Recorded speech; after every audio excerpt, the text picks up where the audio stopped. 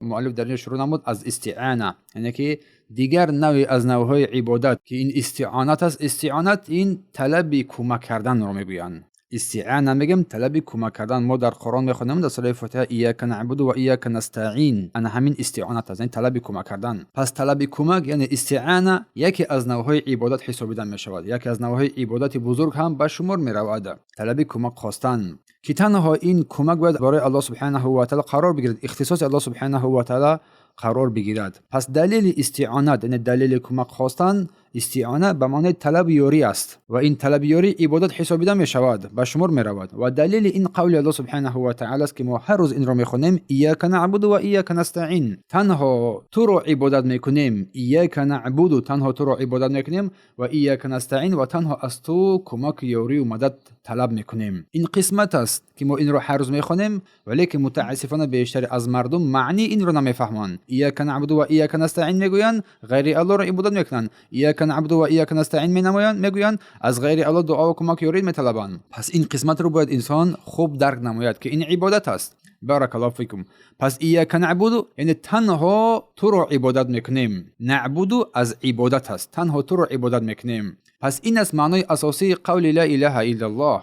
قول لا اله الا الله که در بین لا اله الا الله ما صحبت‌های زیادی هم داشتیم. پس هر کسی که لا اله الا الله میگه باید براءت از شرک براءت بزیری بجوید و هر کسی که لا اله الا الله میگه باید ایاک نعبد هم که معنای لا اله الا الله است، تنها تو را عبادت میکنیم و ایاک نستعین تنها از تو کمک یاری مدد میطلبیم. پس ایاک نستعین یعنی تنها از تو یاری میطلبیم است. کلمه ایاک در اینجا پیش گذاشته است، مفعول به پیش گذاشته است، بیان تأکید است. تنها و تنها تو را عبادت میکنیم و تنها و تنها از تو کمک یاری میطلبیم. بیان اخلاص با تواضع و فروتنی به سوی پروردگار بازگشتن و او را عبادت کردن. انسان همه کارهای خود را به سوی الله سبحانه و تعالی واگذار میکند، به سوی آن پروردگاری که قادر و تواناست بر اجرای هر کاری. اگر بنده یاری خواست الله سبحانه و تعالی کمک یاری میکند و دستش میگیرد. هنگامی که انسان ایاک نستعین گفت و گفتیم که در اینجا گفت ایاک نعبد و ایاک نستعین، اینجا طلب می نماید بنده پروردگار را ایاک نعبد، یعنی که ایاک نعبد گفتی تو براءت میجویی، بیزاری میجویی از شرک، تمام نوعهای عبادت رو از برای الله صرف می نمایی. این است معنای ایاک نعبد.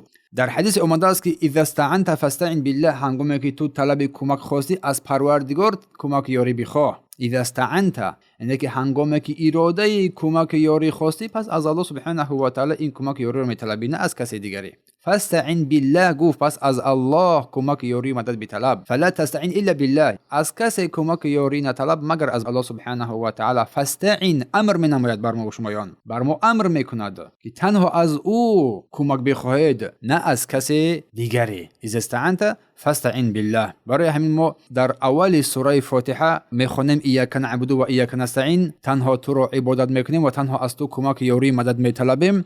این معنا، این قسمت خیلی مهم است و پیامبر صلی الله علیه و سلم در حدیثی که از ابن عباس روایت شده است که ما بیان کردیم اذا استعنت فاستعین بالله، اگر یاری خواستی پس از الله یاری بخواه. در اینجا فرمان است، همچنین فرمان است، امر است. استعانت یعنی کمک یاری مدد تنها از الله سبحانه و تعالی قرار میگیرد، نه از غیرش. یعنی که اگر تو بخوای کمک یاری مدد طلب نمایی پس از الله سبحانه و تعالی این را بخواه، نه از کسی دیگری، نه از کسی دیگری. برای چی در اینجا گفت که فاستعین فعل امر است، کلمه استعین امر کرده است، توقف می نمایی، از هیچ کسی دستیاری طلب نمیکنی، تنها بودن استعانت از برای الله سبحانه و تعالی قرار میگیرد و بس، نه از کسی دیگری، نه از کسی دیگری. پس استعانه یعنی درخواست کمک کردن، استعانه مشروع میگوینه که جایز، از الله طلب کمک خواستن که این خود عبادت است و از مخلوق کمک پرسیدن در چیزی که او قابلیت آن را ندارد، مانند پرسیدن مردگان یا کسانی که حضور ندارند درخواست کمک کردن، این جایز و روان است.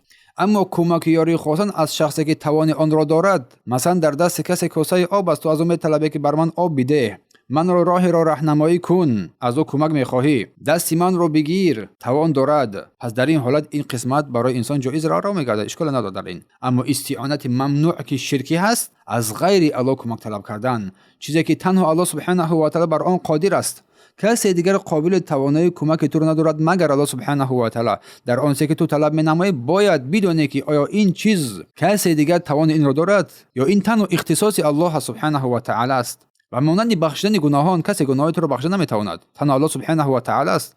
یا نجات دادن تو از جهنم، یا که از او درخواست کمک کردن، ثروت دارایی خواستن، فرزند خواستن، همه این در دست الله سبحانه و تعالی است و کسی قابلیت کمک کردن تو رو در این قسمت ندارد. هیچ کس نمیتواند به تو یاری برساند. اگر کسی که این رو در غیر الله صرف کرد، پس این شرک ثابت میشود و انسان از جمله مشرکین قرار میگیرد، چون آن چیزی که اختصاص الله سبحانه و تعالی است اون در غیر الله صرف کرد. چون الله سبحانه و تعالی تنها سزاوار این است. الله است که بر تو میدهد، از تو میگیرد.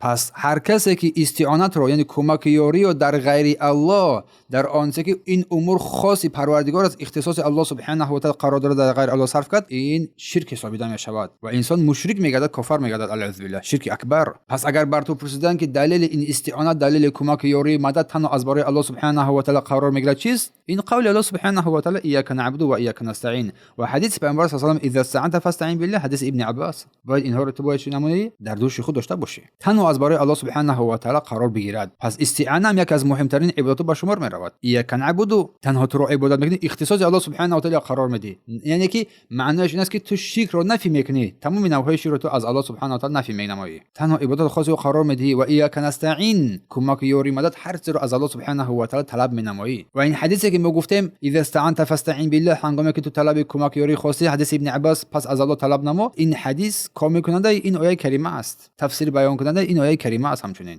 که یاری و طلب تنها از برای او سبحانه و تعالی قرار میگیرد، نه از برای غیرش. پس استعانت یعنی کمک یاری مدد از برای غیر او، این شرک ثابت میشود، اعوذ بالله.